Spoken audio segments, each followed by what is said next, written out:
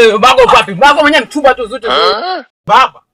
Baba mwenyewe na baba gani wewe? Baba wewe bado poa tu afu poa gani mimi namchukulia baridi tu afu.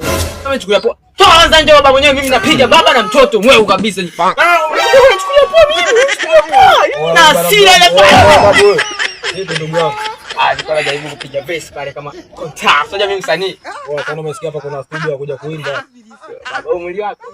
Yaani naona mwanangu kaja huko kaja mbio kakimbizwa kumbe anakimbizwa na kijago kama wewe hapa bwana mdogo. Mna umesikia?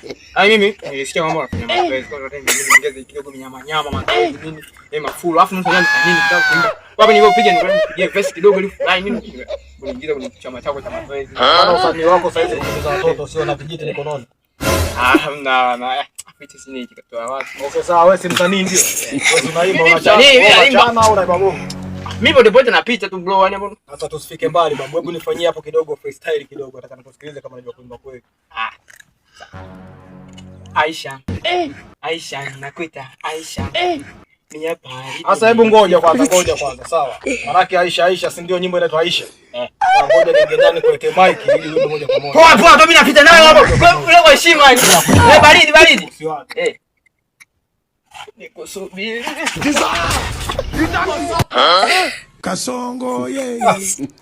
Msanii kaza wapi tena huyu? Kasongo mbona wewe? Msanii? Songa libala. Msanii kapotelea wapi huyu? Msanii angefanywa kweli huyu. Wewe kwenye mji wa watu saizi hapo juu kama tumelala jua lenyewe kali ili hapo asahau na kimbiza mwanangu nataka kumbaka au? Wewe unachodharau watoto mtaani huko. Hapo heshima ikawa.